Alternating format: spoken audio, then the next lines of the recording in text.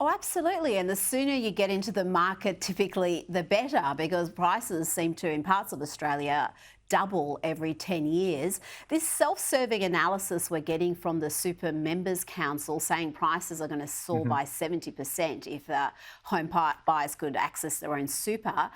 Do you accept that conclusion? I mean, you can understand that it would add further demand to the market, which could increase prices.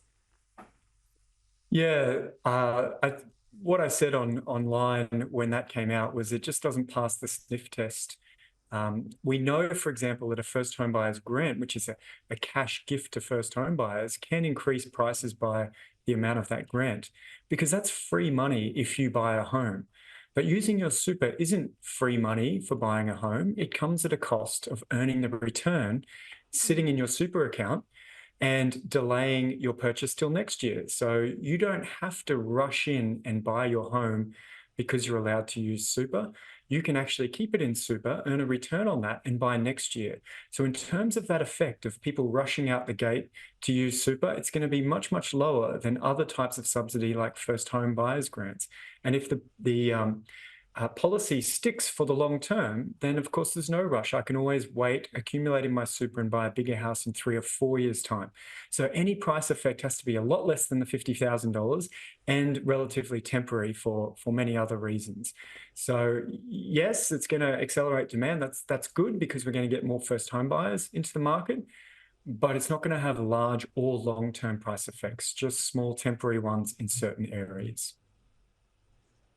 You make a good point. How can prices jump $70,000, $80,000 when the maximum you can take out of your super is $50,000, even if it was free money, which, as you explained, it's not.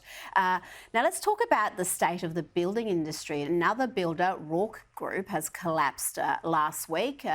We've got building approvals hitting a 12-year low across the country. Construction companies, big and small, collapsed in significant numbers last year, and yet there has never been a more urgent demand for houses to be built. We've got mass numbers coming in, rents going up, soaring taxes for property investors. All those factors building up to a perfect storm? How are we going to navigate this real estate crisis? Yeah, well, I think we need to keep some perspective in mind. There are still near record number of dwellings under construction right now because during COVID we had a lot of stimulus for new housing and we haven't quite worked through all of that.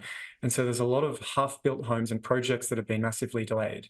And these bankruptcies of construction companies are part of that delay, but they will be worked through over time. It's just a little bit of an unusual period where we have essentially opened the floodgates to migration at a time when the building industry is having this massive post-COVID adjustment and struggling to get the current batch of homes completed. So I don't think it will persist for too long. I think if we look ahead a couple of years, we'll see migration falling and building approvals bouncing off these lows again.